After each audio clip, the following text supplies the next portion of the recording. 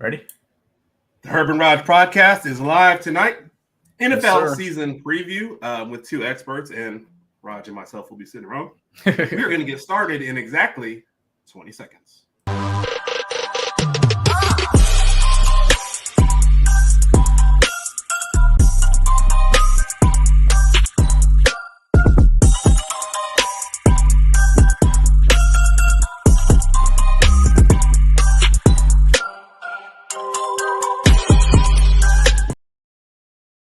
I just love having the handshake in there, Raj.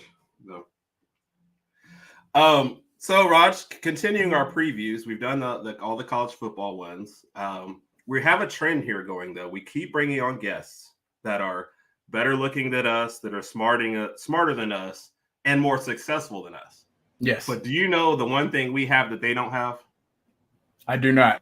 I don't know either. I was hoping you'd come up with something. Oh. So, I was about to say I didn't. Here, so yeah, I mean, that's fine. I was looking at my notes like, yeah. Well, it can't all be winners. That's fine.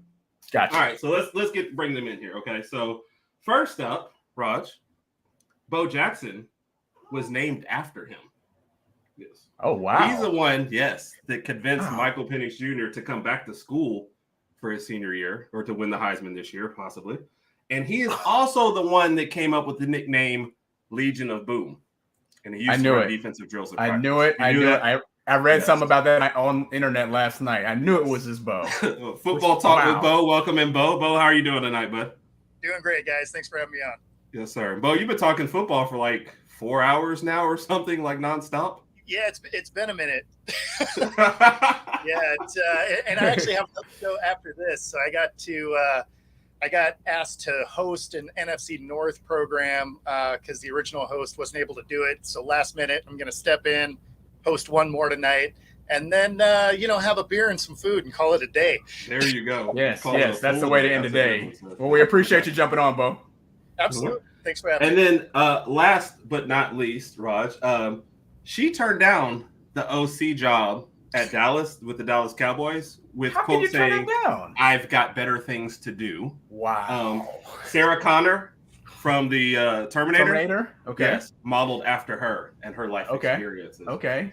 And the real reason why Zeke was cut, they had to race a 50-yard dash. She won by about 20 yards. So that's the real reason Zeke was cut. So Zeke's prime is really. Oh, never mind. Don't let me speak to you. Okay, let's go. Yes. So we're gonna bring in Sarah. How are you doing tonight? No disrespect.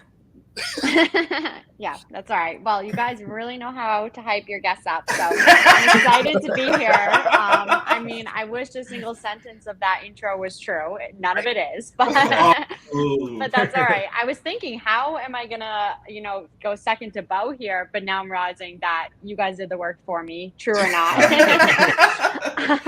we like everyone to feel loved, so there's no worries there. So.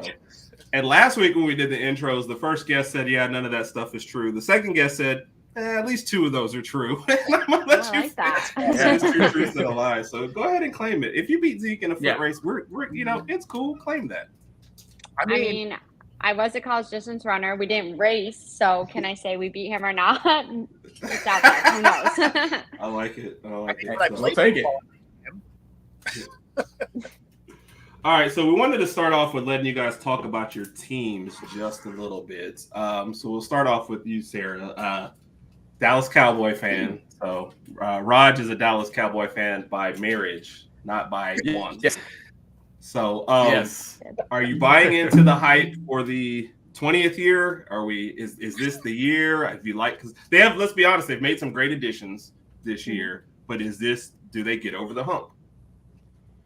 Well, I would not be a Cowboys fan if I didn't say this is our year, because that would just be a red flag. Fake fan right there. But am I buying into the hype? I think they're receiving an appropriate level of hype this year, right? Like most people have them second to the Eagles, which is hard to argue as much as it pains me to say that. But I do think they're going to be a playoff team this year. And obviously, as everyone's talking about, it's a very, big turning point, pivotal for the years to come, I think, to the Cowboys in terms of Dak and or Mike McCarthy.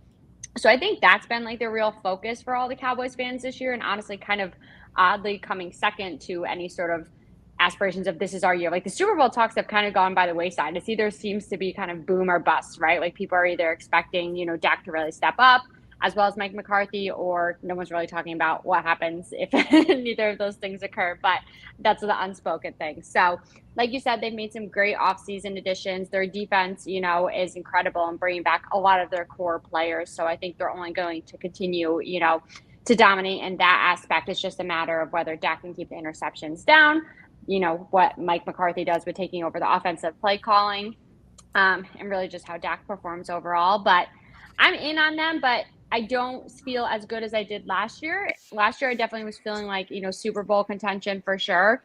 But I think that's more so in regards to the Eagles and knowing what they can do this year, not so much to speak to the Cowboys and their, abilities for this year. Right. So like in a vacuum, or if you eliminate the Eagles. Oh, go ahead, Raj. Go ahead.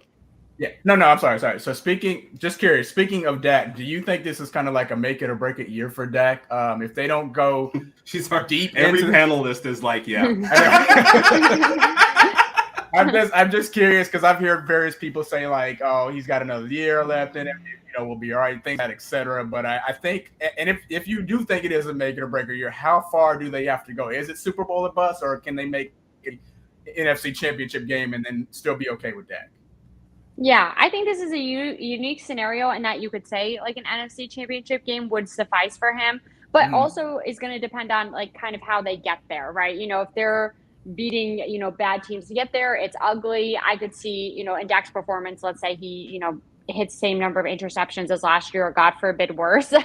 I think that, is going to be seen at lesser value. But I think if he's able to show improvements from last year and, harden under this pressure that he's having, and they're able to make a deep playoff push, I think that should suffice from there. But yeah, I definitely think make or break year. And I think if he has, the numbers to have a solid year and they still don't make it to that NFC Championship game, though, I do think Mike McCarthy is on the chopping block at that point then, because he is equally to his blame, I think, for the past few years, lack of success, I guess you would say, as Dak is in ways. I would definitely agree. I don't know. If he brings this element to his game, I think he's got another 5 years, right? Yeah. That seems to be the trend. Yep. And Bo, you were shaking your head to that. Do you agree with the assessment of Dak? Is this it? Unfortunately, he kind of did himself dirty in the way that he came out and said it's Super Bowl or bust. So he created some hype behind him that he didn't need, right? And then he also comes out and says, I'm not going to throw double-digit interceptions, which he's done, twice, I guess. But the last time was 2018. 2020 doesn't count because he only played 5 games or something. But and even in 2020, when he didn't play enough games, so he didn't have double digit, he was on pace for the game. So you come out and say something like that, every single DB on your schedule is like, oh no, I'm picking this dude off. Like there's an emphasis to absolutely get as many picks as possible. Not that it's not already there, but don't create bulletin board material if you're already on a hot seat. Like that makes no sense. I agree. And another reason I pose that question, this is a quarterback-heavy draft coming up in 2024. There's a lot of guys, especially coming out of the Pac-12 and just in various conferences. So I didn't know. And without looking, I don't know what the Cowboys' first-round, second-round selections are, but I'm pretty sure there's going to be some quarterbacks that fall here and there that they have to get. I just don't know if that's what they're going to do. It just depends on what happens this season. And, of course, they just got Trey Lance, and I don't know if – Yeah, and we have a question about Trey Lance, so don't mention that. I'm going to post that up in just 1 second. But you could draft like half the Pac-12, I think. I was going to ask Sarah a question about that. About Trey Lance. Well, let me post it up here. So just to catch you up real quick, Mr. U just says the dreadliest trifecta. I think he's talking about his guy since we've been on his show. The 26th year, to be fair, talking about the Cowboys. Wow.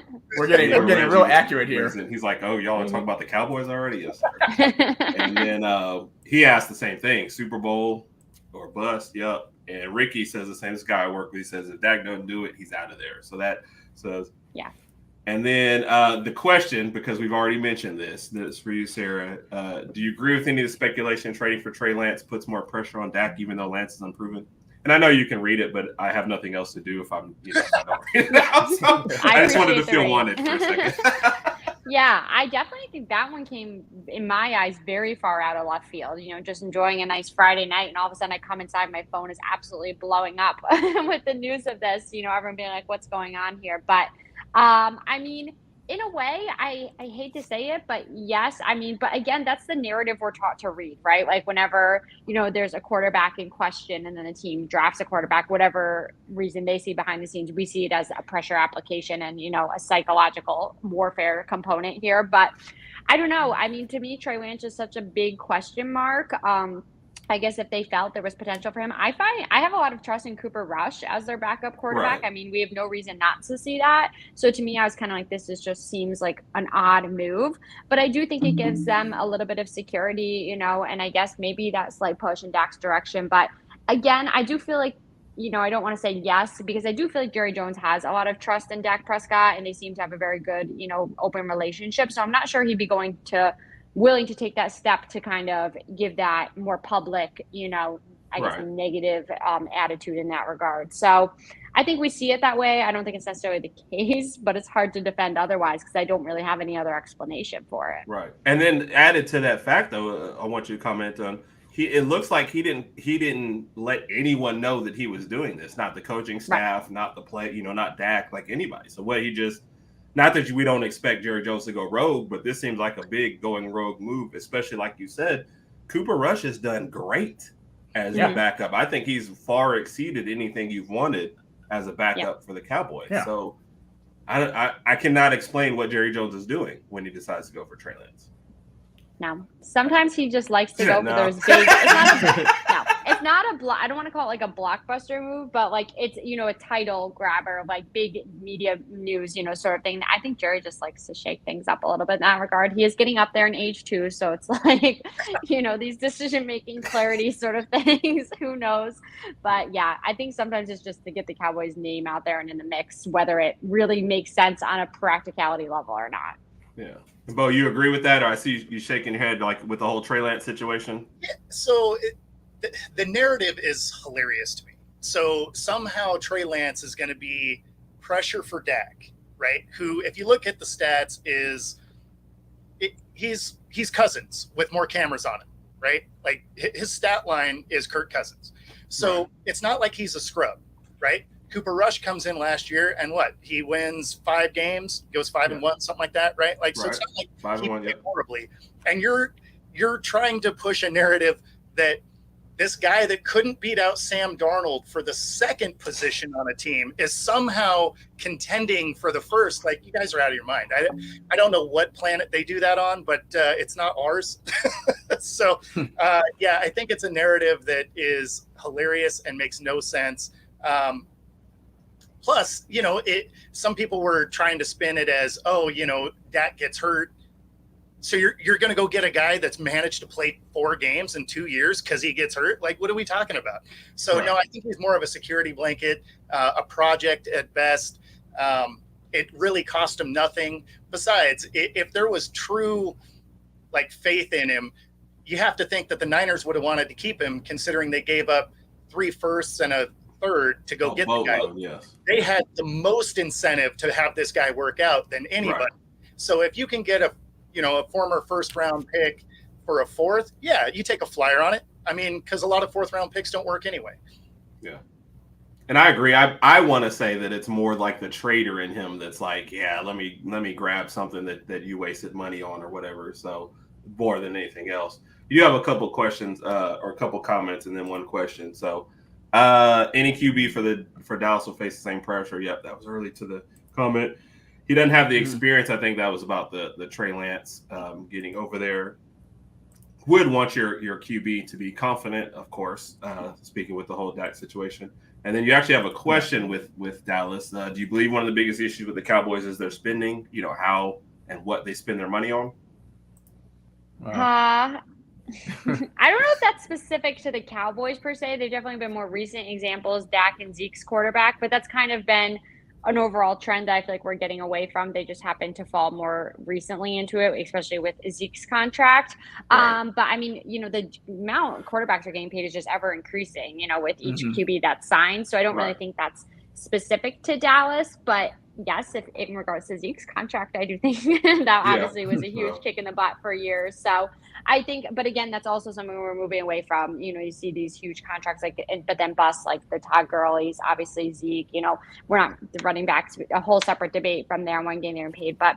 It's definitely the Dallas has been default, but I don't think that's specific to their team. I don't know if you guys feel otherwise as outsiders, but we're gonna let you off the hot seat for a minute. We're gonna put Bo on it for a minute. So there's a edit, and we'll transition this way. I agree with Bo. Trey Lance couldn't beat out Darnold, Miss Relevant. How can you take Dak's job? I do agree with that as well. And like I said, I think he's far behind Cooper Rush.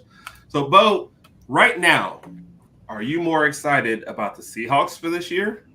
Or Washington with Penix at quarterback? I mean, that's a little curveball. I know it's a little college in there, but yeah. So the answer is yes.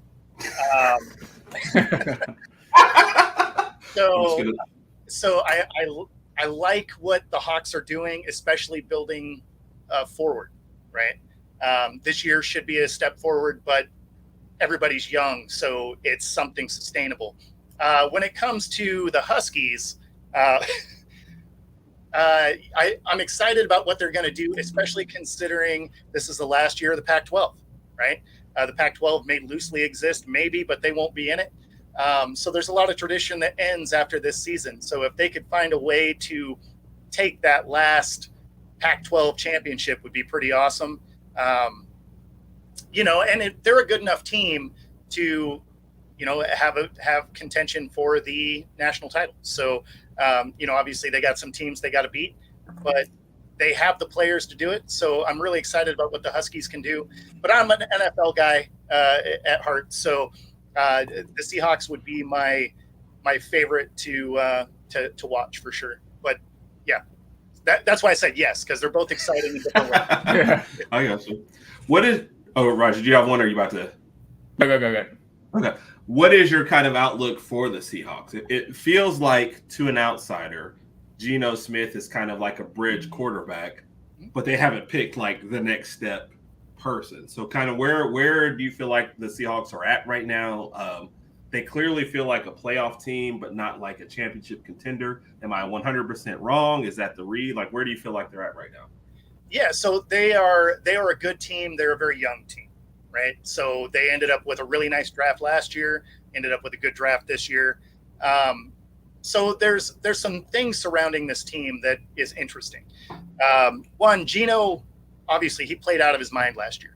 Right. One thing that a lot of people, especially from the outside, don't see is he actually set the single season passing record for the Hawks last year. Wow. So, he ended up with like 40 yards.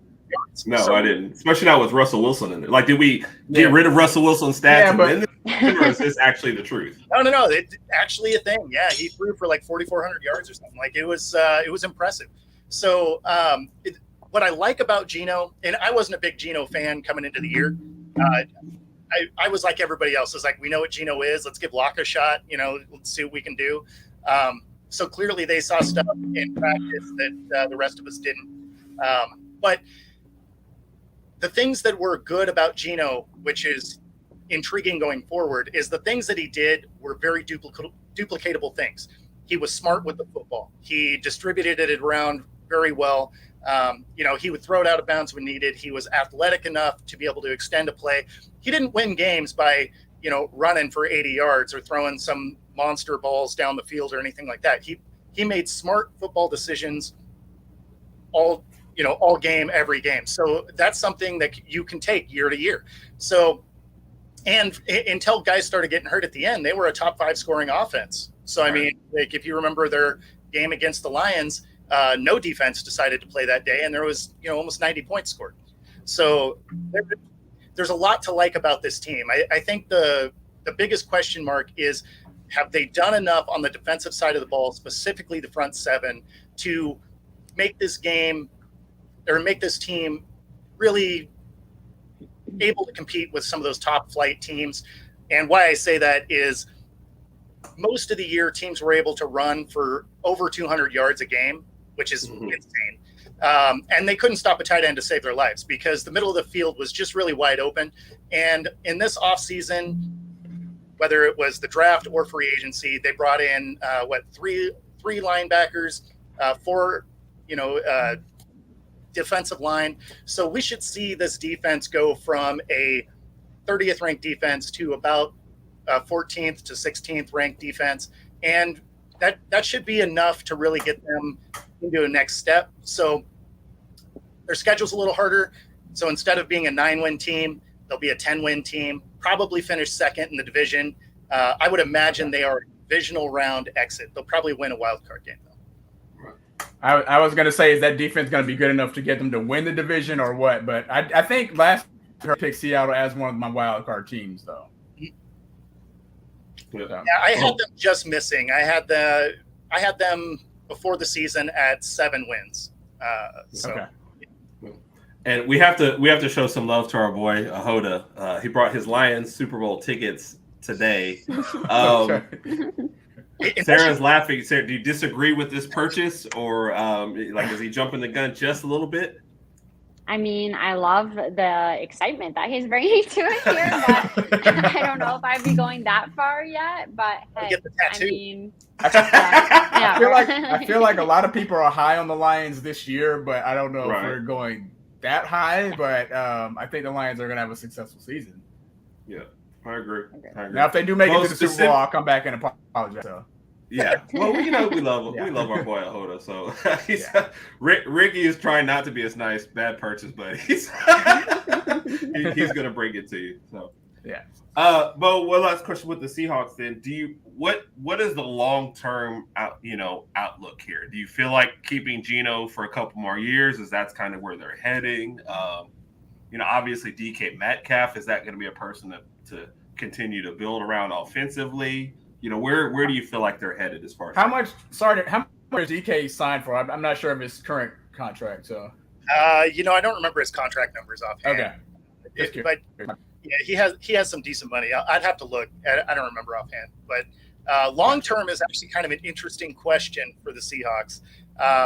So Geno, his contract is extraordinarily team friendly, and there's outs after each year. So if he comes out this year and isn't great, they can get him out of the building. They like what they've seen out of Drew Lock. He actually had a really good preseason, some of his best numbers of his entire career. So, I mean, they could potentially do something there. But the biggest long-term thing is Geno's contract ends at the end of 25. That's also when Pete Carroll and John Schneider's contracts end. And after watching the just ridiculousness that happened in Denver, where the team gets purchased and they take on a coach that was way above his skis. You got a quarterback that severely underperformed. So basically they're paying out a coaching contract for a guy that's not there. They're paying for a quarterback that Sean Payton sure seems like he wants to bench. So, with all of that being said, Jody Allen has talked about wanting to move on from the team, right? And so he's going to sell the team. After watching that and the way that Washington sold, they may want to sell it where you can bring in the quarterback you want and the coach and GM that you want, as opposed to bringing someone in and then selling. They may try and move off it then. And then when you look at the moves that they made over this last offseason, it sure looks like Carroll and Schneider are trying to win a ring before they get out of town. Right. Which I would agree with. Yeah. By the way, Mr. U, 3 years for $72 is what they're paying DK Metcalf, so he is definitely a bargain. Wow. $58 million though, guaranteed. So that's how is he managing to stay in such good shape on such a small contract? That's amazing. I don't know. That boy eats right. So yeah, he eats a lot of candy. Yeah, I'm sure that's what it is. A lot of Skittles. The Marshawn Lynch diet. So this is the part of the show where Raj is a huge Dolphins fan, and you two are the experts. So you're contractually obligated to say something good about the Dolphins because I love my brother. So Sarah, we'll start with you. Do you have anything good about the Dolphins? Plus, you guys are both NFC people, so talking good about the Dolphins should be good, right? Mm-hmm. Wow, this is an easy one for me, actually. Oh, I love you, Raj.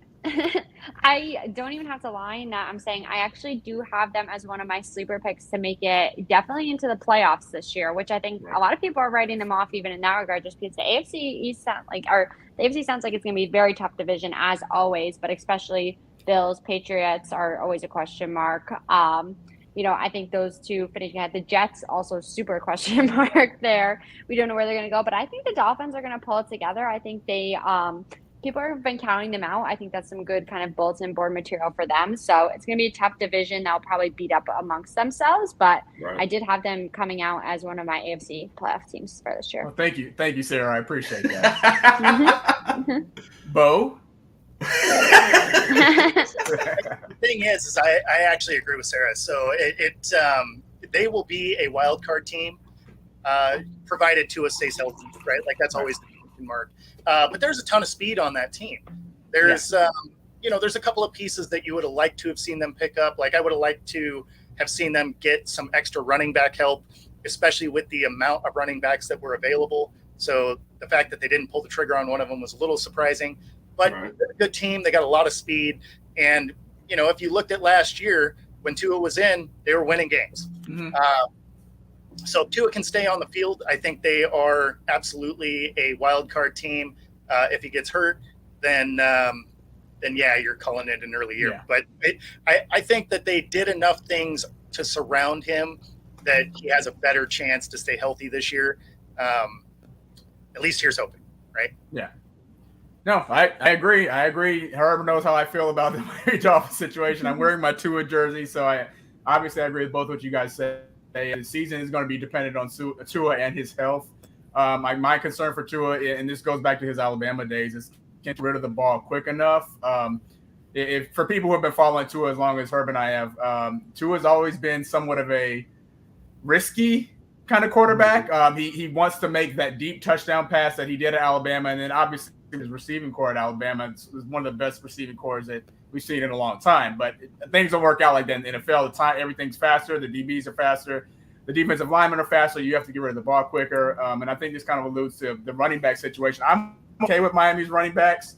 I would have liked him to see. I know who was out there. Dalvin Cook. I know Jonathan Taylor was going through his situation, if you want to call it that. And I believe there was somebody else out there. I would have loved to see them pull the trigger. I'm not sure how that would have worked as far as. Now you heard that they wanted Waddle for Jonathan Taylor, though. That was one of the things. No, we're not getting rid of Waddle. Not getting rid of Waddle. To me, that's the non-starter. No. Waddle probably could have been a Pro Bowler last year if it wasn't for Tyreek Hill, obviously. So I'm gonna keep us there. But it's all gonna come down to Tua's health. And last week I did pick Tua. I didn't pick Miami to play Philly in the Super Bowl. So hopefully that comes true. We will definitely see what happens. Yes. Well, I mean, at the end of the day, Eli showed us that all you have to do is get in the dance, right? Right. Yep. Yeah, that's true. All you got to do is get in. You got to win 4 games. Yes. Yep. Getting there is most of the battle. And to that point, though, but you mentioned the running backs. Was there a fit that you saw that you wanted the Dolphins to really go after that you were surprised they passed over, or is it just in general? So in general, but Dalvin Cook would have been a nice fit there. Yep. Yeah. I'm really kind of surprised at that. So. Sarah, back to you on this one. You kind of mentioned, obviously, Dallas would be kind of at the top of your list. But what team outside of that, because you can't just keep talking about Dallas, do you think had the best offseason or one of the best off seasons? Like, who kind of jumps out at you? I mean, I hate to say this because it's such a big question mark, but I think the Jets is probably like the easy answer here that a lot of people are thinking about. Obviously, the quarterback being the central player of the offense and making the leap, from their last year's quarterback carousel to veteran Aaron Rodgers automatically upgrades them. Do we know how they're going to perform? Unclear, I think, just because there's so much hype surrounding them. It almost seems like it's too good to be true what's going on there. But in terms of their offseason and just their progress, with some like Sauce Gardner, their defense growing from last year, I think that the Jets are going to have the biggest leap in their play this year, whether it translates record-wise. But on paper, if you look at it, they would be the best offseason, I think. And Ricky agrees with you. Bo, you concur? Is there another team out there, or that's who you're sticking with?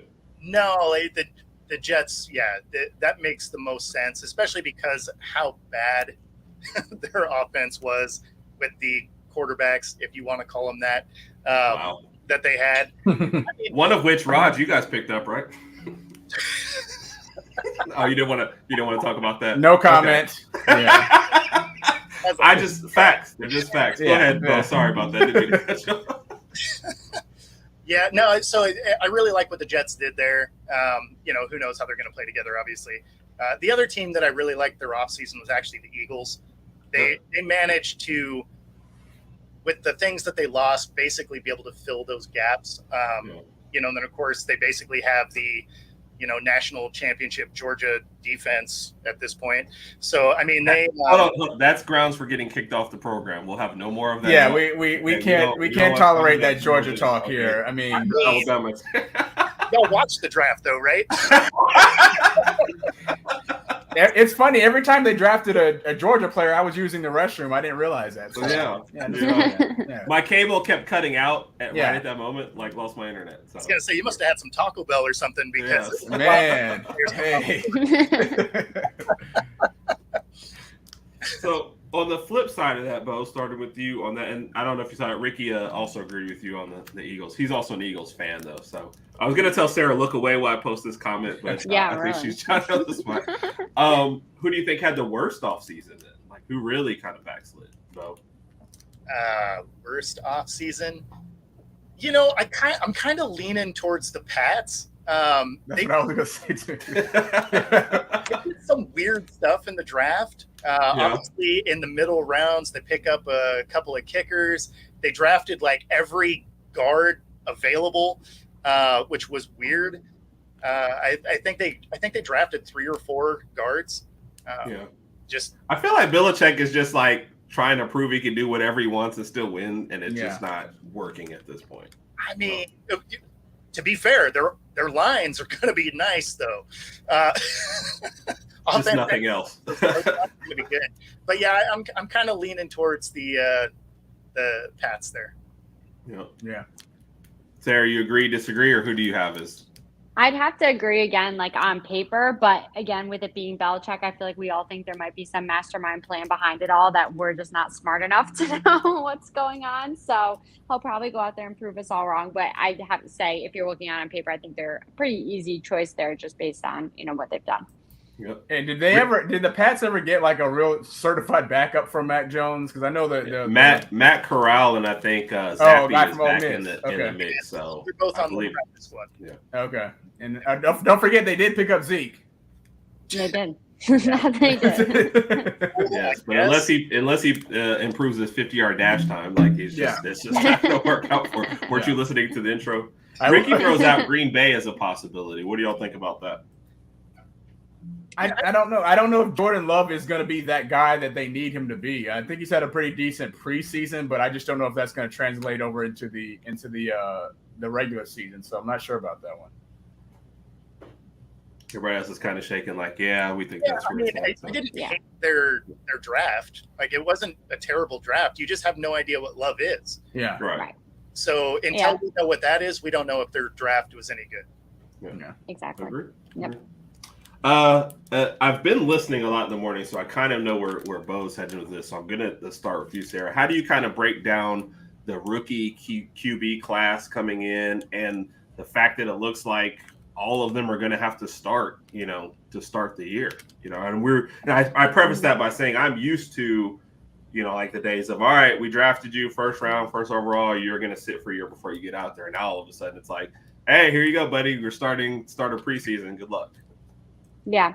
Well, I'll preface it by I'm probably going to lose my football card for this one, but I'm not a huge college football fan, actually. I commit myself fully to NFL because otherwise I give so much respect for the people who can use all day Saturday and Sunday to watch football, but I would get nothing else done in my life if I did that. So let me interrupt you real quick just to tell you. So for us, it is definitely college football. Raj will wear that Miami Dolphins jersey, but if he had to pick a day to do something, he's going to do it on Sunday. Yes. And let me go ahead and tell you, you can't pull me from the couch on Saturday, but if we got to go shopping for, I don't know, azaleas or something on Sunday, like that's the day. And let me interrupt right quick. And just to remind you guys, like Herb's wedding was actually in October, but it was during Alabama's bye week.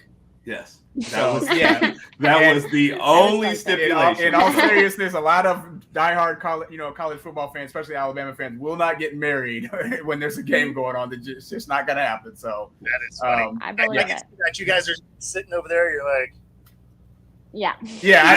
I didn't want to be that guy. So if Herb told me what the wedding date was, and if it was during a game, I'd be like, do I have to be there? I'm the best man. Do I have to be there physically? Like,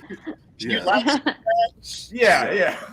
So don't worry, you're not getting the same energy, I think, from most of us on Saturday and Sunday. So sorry, anyway, you were going. I apologize. Well, go ahead. So anyway, I'll keep it brief on my kind of rookie quarterback assessment because I only really start paying attention kind of close to the draft, especially if the Cowboys are looking to draft quarterback, which I knew this year they weren't. But I do have the Panthers as one of my sleeper teams because I'm a big Bryce Young fan just from what I've gathered from following for the past few months.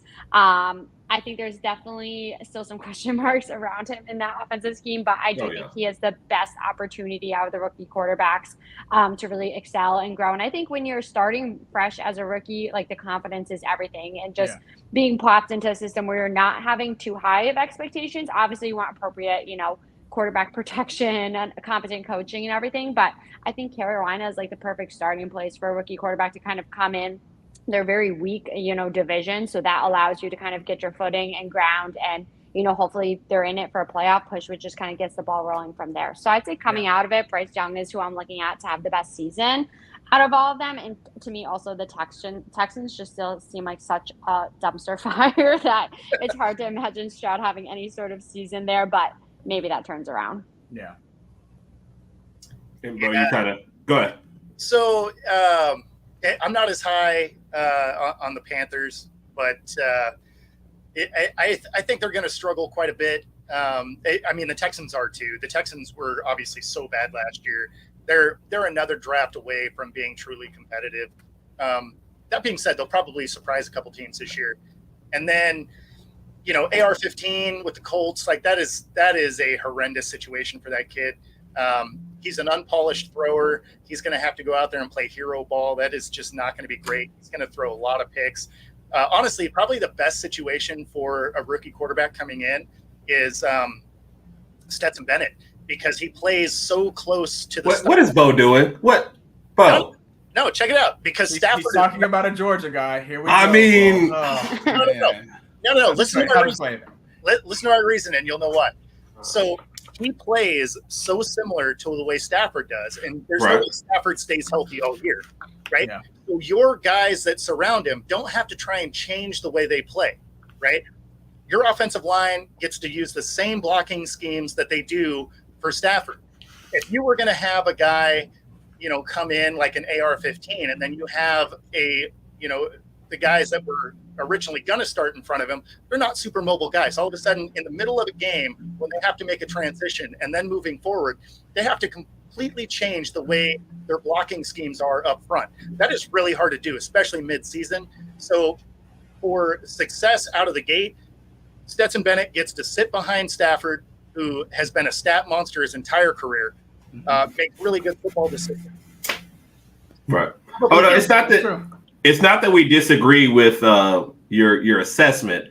It's just we're in SEC country and we've heard enough of Georgia already, and it's like getting beat over our heads. So you're just killing us, man. But he probably has the best transition because he doesn't have to, step out there on a bad team first week and just get absolutely destroyed. All right. Yeah. Well, I agree with that. Yeah. I agree. I think I would really want to. I'm sorry. Go ahead, Bo. Oh, I was just saying, if you look at the top three guys, whether it's Stroud or Young or, Richardson, none of them had great preseason games, right? Like they're clearly not up to the speed. And if you're not up to the speed in the preseason, a lot of those dudes aren't in the league anymore, right? Those 53-man cuts had a lot of those guys working at Target now. So, they taking shots at everybody. I like Target. Yeah. We need people at it. So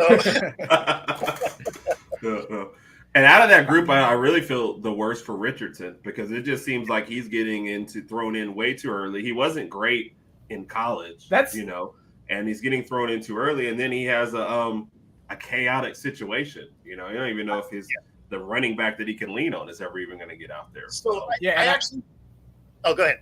Oh yeah, I'm sorry. I just never understood the hype around Anthony Richardson because Herb and I watched him a few games in Florida and he did okay, not great, but I just don't understand how he skyrocketed up the draft board so quickly. And I mean, obviously the athleticism is there, but you have to go off. I mean, I'm going off what I saw during the games when he's at Florida, and it wasn't that great to be a first pick. But I don't know. Maybe I'm wrong. Hopefully he proves me wrong. I want him to have a good season, but like Herb said, in the situation he is in right now in Indianapolis, it's going to be a long, just rough season for him. Yeah, no, so, I mean, his pro day is honestly what made him shoot up the rankings because he was throwing balls basically all the way down the field, which is amazing. Yeah. The athletic upside is undeniable. Yeah. The problem is if you watch any of his film, right, he can't hit a short to intermediate throw, which is 90% of the passes you throw in the NFL. Right. So if he were to land anywhere, it would have been better had he been one pick later and land with the Seahawks because their career development is awesome. And he would have been able to sit behind Geno Smith for a year and really learn and adapt his game. But for him to get shoved out week one, man, the fit isn't great. And I mean, he's one of those players that you might see out of the league sooner than they should. And it'll all be because of fit and placement and will have nothing to do with whether or not he probably could have played the game. Yeah. I 100% agree. I thought he was going to go to the Seahawks, and I thought that was like perfect, like you said. So that's crazy. We'll start to get in, I guess, into a little bit of the playoff talk. We'll start you off with the question from Mike from a little bit ago. Both fans of NFC teams, who do you guys see as the top 3 AFC teams this year? I'm going to put a caveat on this. Who are the top 3 teams after Kansas City in the AFC? Oh God. And Raj, you can say Miami because that's what I am because I already picked them. I'm sorry. Go ahead, Sarah. Oh no, I was just gonna say I think an obvious. I mean, maybe it's not obvious, but I have to say the Bengals are obviously in that conversation.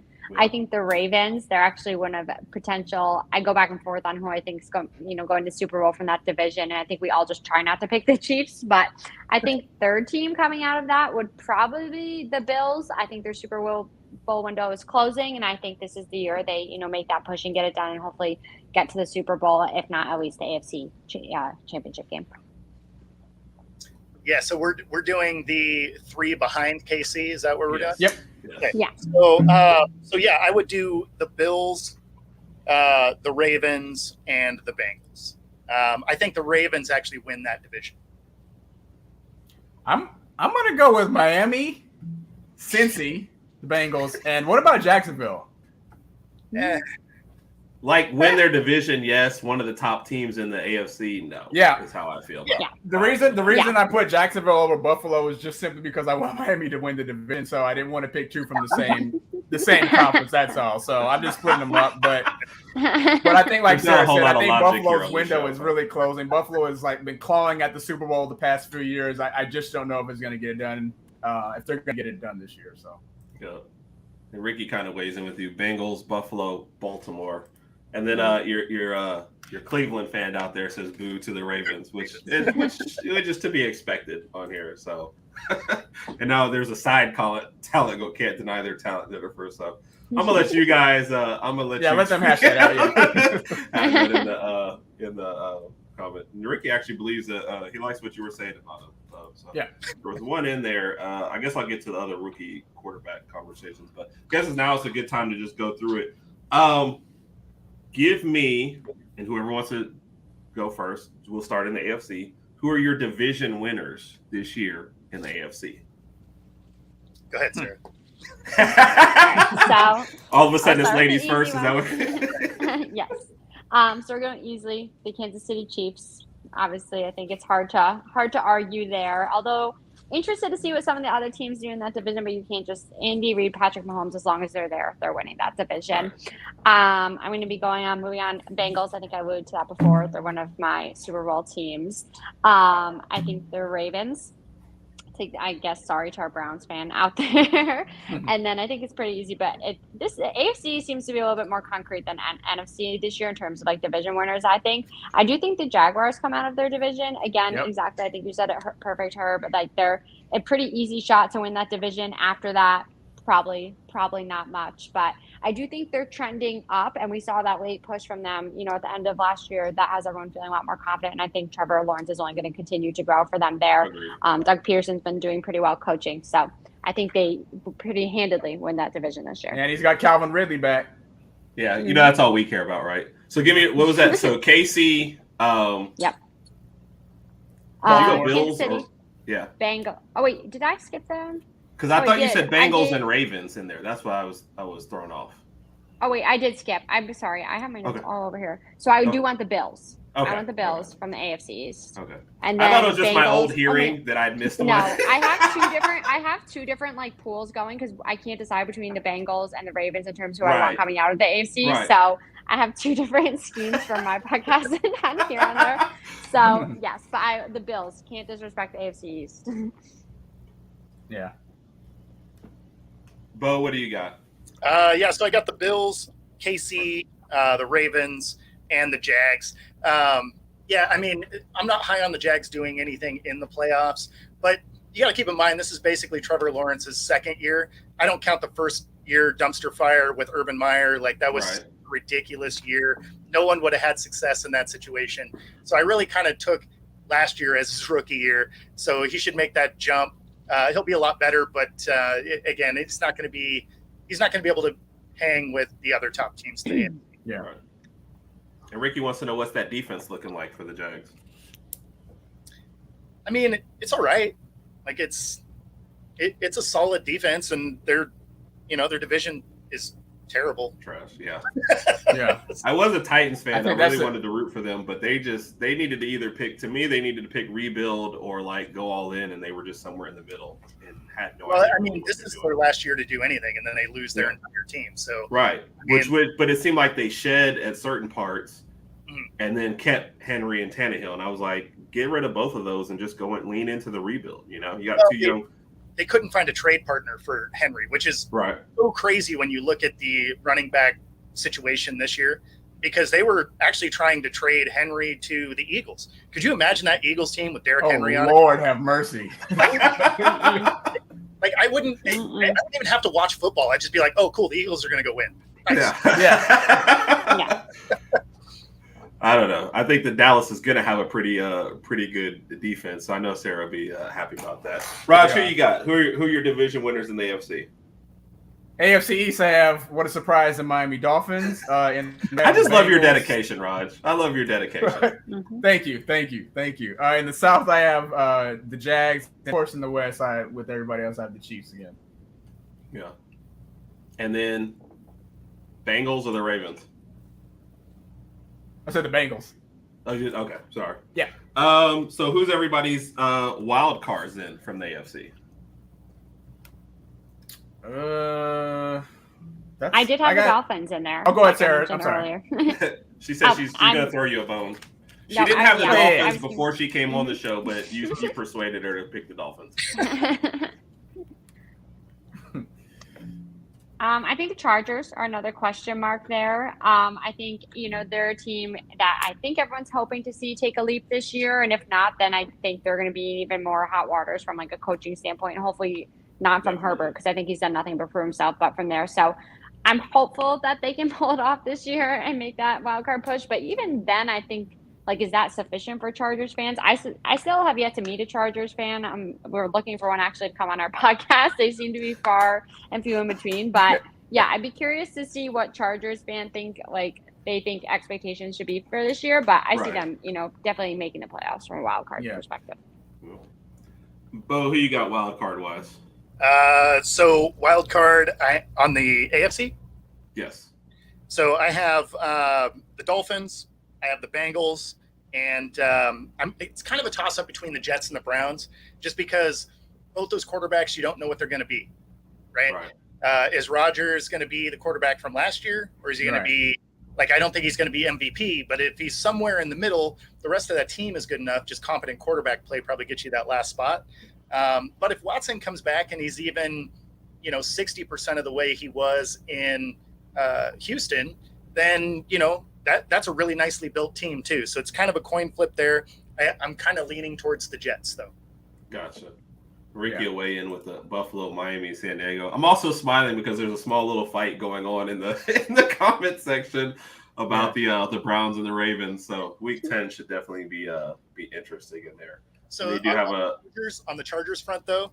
I think Brandon Staley gets let go, right. And Kellen Moore becomes the head coach by the end of the year. That would not shock me, totally. So, especially coming off the heels of what happened in the playoffs last year, and then if you start slow this year, that's going to be fresh in everybody's mind. So, yeah, you did have a random go Ravens in the middle of this, and like a little bit of fighting over there. So, let's go over to the NFC then. So, we'll start with you, Bo, since Sarah got the first one on that. Who are your division winners in the NFC? All right. So in the NFC, I got the Eagles, the Niners, the Lions, and the Saints. Wow. Those are the same four I picked. Yeah. Oh, nice. Yeah. I have quite a different, actually. It pains me so much to say I did take the Eagles. Like you have no idea. Whoa. That is What? so What? hard. I do. So I have the Cowboys and Eagles both going 13-4 this year, but I think Eagles come away with like the tiebreaker, and I do think the Cowboys are going to be the wild card team, number one, second to that. So I think I justify it in that regard, but maybe this is a coping mechanism to like set myself up for it. Reverse psychology here. I'm not sure, but I like it. Yes, okay. I do have the Eagles coming out of the NFC East, and then I voted earlier the Panthers. I'm very in on this year. We'll see. Wow. No real specific reason behind it. I just felt like shaking things up in that division. The 49ers, obvious choice coming out of the West, and then I'm sticking with the Vikings. Although I would like to see the Lions. I definitely have them as a wild card team. For sure, which I guess I won't read them off now, but I think the Vikings hold steady. I mean, maybe I'm just biased after watching the quarterback with, Kirk Cousins. How can you not love him after watching that documentary? But yeah, so that's who I have for my four NFC teams. Rod, you on the same page? You said yours is the same as Bo, right? I was the same with Bo. Yeah, I got Philly in the East, the Lions up north, the Saints winning the South, and the 49ers again winning the West. All right. I feel like the Eagles are going to go farther in the playoffs, but I picked Dallas to win the division just because nobody wins it twice. But I think come playoff time, I'm going to end up with Philly. So kind of running low. So we'll just go. Rod, we'll start with you and go around. Final four picks. Who are your NFC and AFC championship title? Yeah, oh, God. Already. I'm so glad you asked me. The AFC title game, I have Miami playing the Chiefs. In the NFC title game, I have a repeat. I have a feeling this isn't going to happen because the repeats are so difficult to happen, but I do have Philly playing San Fran again. All right. Sarah, who you got? I'm pretty similar, minus Miami. I have the NFC again, actually a repeat with the Eagles and 49ers. It just seems hard to go against either of them there. Yeah. And then I also have Bengals, Chiefs. I wish we could just do this all pretending none of us could pick the Chiefs for any of this because it just make it a lot more fun. Yeah. But again, like I said, with Andy Reid and Patrick Mahomes, it's hard to see them not always going to I won't get to a Super Bowl from here, really. Speaking of the Chiefs, didn't Travis Kelce get injured? Doesn't he have has suffered a knee injury? Like on the way over here. Yeah, basically. So, it was like a few hours ago. Yeah. Yeah. They said no ACL damage is the last thing I read, but week 1 still in doubt unless somebody's heard a more updated. No, it's a knee. No, that's what I saw. Definitely missing week 1. Okay. Oh, wow. Bo, since you're the last one, give us your final four and then your Super Bowl pick after that. All right. So we got KC Ravens and then Eagles Niners. I go with Eagles Ravens in the Super Bowl and an Eagles win. There you go. Sarah will boycott the Super Bowl. I'm sorry, my sound cut out. But Ricky likes to say, "I'm sorry, I have my headphones in." Who you got? For my Super Bowl, I have the Bengals facing off against the Eagles, and I think the Bengals come away with this one. I'm excited to see what they can do this year. Again, window-wise, they have a little bit wider of a window than the Bills do, but they're going to have a lot of big contracts coming up. It's going to be hard to keep this group of guys together. So I think Joe Burrow, just being like the silent assassin that he is, he knows that, and I think they're going to play incredible this year. And you actually had a Joe Burrow dislike for Joe Burrow. If I were an NFL fan, I'd be a Bengals fan. So Can't really fault that. Honestly, for Raj and I, if we weren't Alabama fans, we wouldn't hate on like having a hate for Joe Burrow. He's somebody I can root He's a good guy though. for that. Yeah. So Yeah. I'm sure he's great. It's that Raj, who you got? I got my Miami Dolphins beating the Chiefs in the AFC Championship game, and they're going to be playing Jalen Hurts and the Eagles. And I think that's when my confidence just kind of stops right there because I have Philly winning the whole thing this year. Okay. Yeah. Yep. All right. So, and you did have a roll Eagles from my boy E. Hope everything's going well. Yep. And Jennifer, I love Travis and Jason, good old CLE boys, but I don't want to see anyone hurt right now. Agree with that. All right, Raj, where do you want to start at for the anticipated questions? I got two. For Sarah. So okay. are we doing it? Sarah, you ready? Yep. I'm ready. We're ready. All right. So Herb and I do this thing called Work, Play, Live. I'm going to give you 3 names.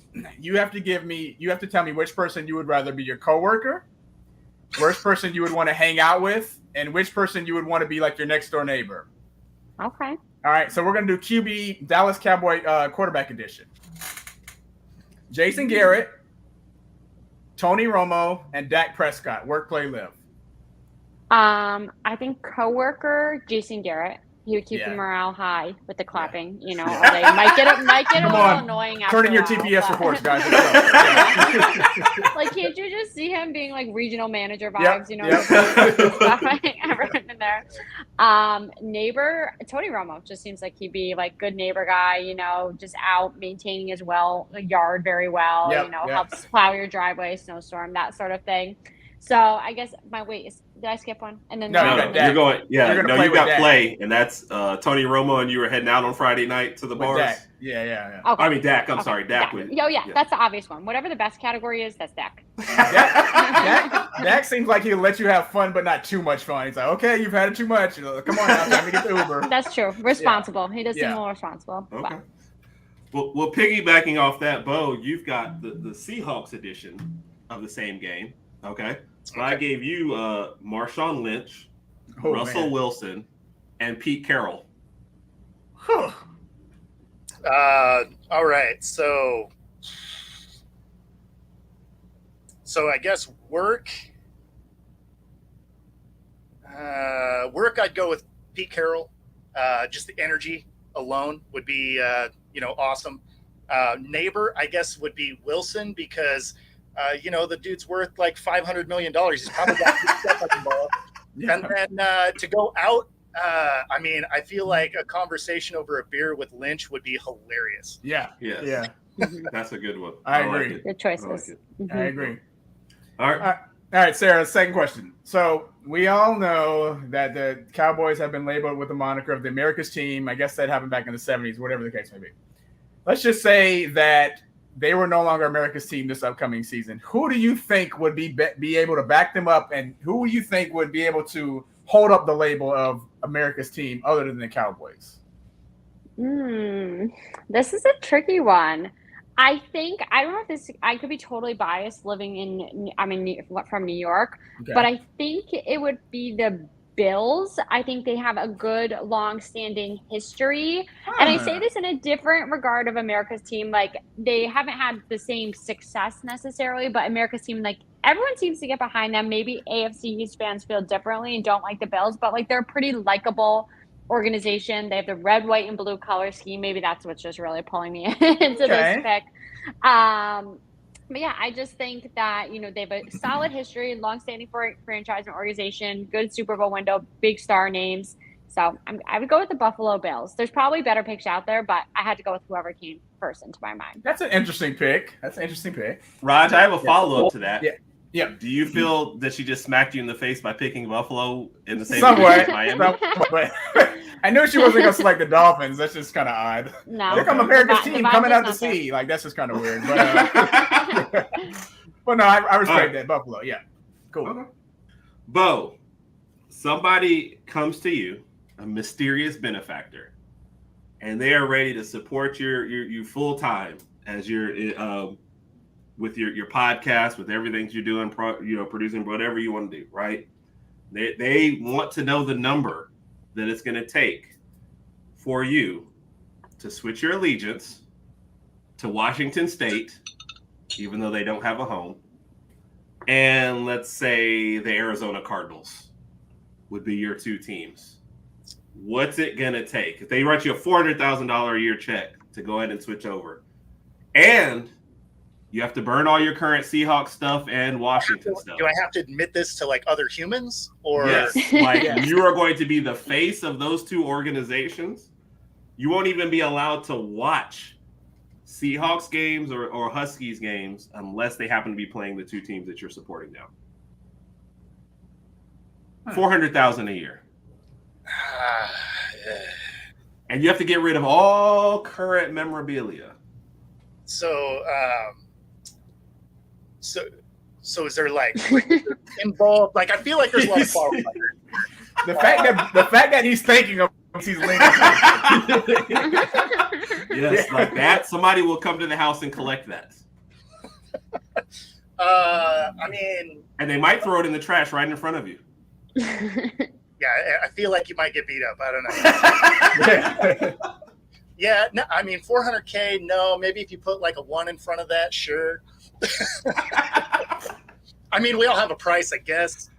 Yeah, the last guy did it for $750. So, yeah, 1.4 mil a year. You know, I can drink a lot of booze on a yacht with that. So, yeah. So anything less than that, then you're going to stick with your allegiance. Probably, yeah. Mm-hmm. I respect it. Raj, did you have one more? Or are you good right now? I'm good. That's it. Okay. Sarah, Well, I've got a flying question. colors. I've got two questions we're going to end on. All right. First question. Sarah, you can answer this one first. Bo, you're going to be in a bad position. You are in the Super Bowl, down by 4. Okay. Ball at the 4-yard line. Time enough for one play. Whatever happened on the last play, you have exactly enough time for one more play. Okay. You got to give me a quarterback, a wide receiver, a running back, and then the other player can be either another wide receiver or a tight end using the current NFL. But you cannot pick any of the past Super Bowl people. So no Philadelphia Eagles, no Kansas City Chiefs. Yeah, because I don't want everybody just picking Patrick Mahomes every time. Well, that was immediately. Yes. Well, I feel like you guys might not like this, but I feel like I have to stick with my pick. I'm going Joe Burrow, I think. Okay. Jamar Chase as my wide receiver. You can't break up the connection if we're going that for in this ideal world, sticking, in terms of like thoughts in that regard. You said running back. Can I say prime Zeke? Like Zeke. No, you get Zeke ago. Right now. The guy who couldn't beat you in the 50-yard dash. Sorry. Scratch that. Let me think on that one. And then you said tight end after. Do I get a tight end after that? Yeah, you can either tight end or another wide receiver. Up to you. Okay, I'll go Kelsey. Okay. Except he's on the injured list. Oh no. You can't take him because he's on the Chiefs. Kittle. Like, Kittle. Oh yeah. And then running back is a tricky one here. In this situation, 4 yards. I didn't want you to just pick Derrick Henry from the 1. That's why I always pick the 4. I know. But I still think I might go with Derrick Henry because like the threat of him being there in the run game might, I think I'll go Derrick Henry. Okay. So we got Burrow, Chase, Kittle, and Derrick Henry. Mm-hmm. Okay. Bo, you get the same question, but now you lose the Chiefs, the Eagles, and everyone that Sarah picked. Oh, man. Okay. Did me dirty like that. All right. Yeah, sorry. So I will take Walker because he was able to produce all those yards without an offensive line that could open a hole. So I'm assuming that this is a Super Bowl team. Yes. Yeah. This isn't a preseason. So I'll take Kenneth Walker as my running back. I will go with Josh Allen as my quarterback because we do a QB sneak. You can have Walker as a lead blocker on that. I will take AJ Brown as a receiver just for route running ability. And then a tight end? Or another wide receiver. What's that? Or another wide receiver. You can get a tight end or a wide receiver here. No, I'll go tight end. I'll take Hawkinson. Yeah. Nice. So somebody's upset that y'all didn't pick Chubb, and nobody even considered Justin Jefferson in this one. Although I don't blame you with Chase and Burrow, but I thought he would get there. Yeah. Of course, Randy weighs in. Go Dogs, of course. So, and Raj, he had a special message for you. Yeah, I saw that. I appreciate it, Randy. They are both doing fantastic. Thank you, Randy. Yep. And Randy had a good message from the top. He also mentions Devontae Adams there too. All right, last question. Either one of you can answer first. Bo, if you feel bad about the last one, you can answer this one first. Okay? I'll let you go first. Okay, so Bo's going first. Who has been your favorite to deal with, Herb or Raj? Oh. Come on, Bo. Be smart, Bo. Let's see.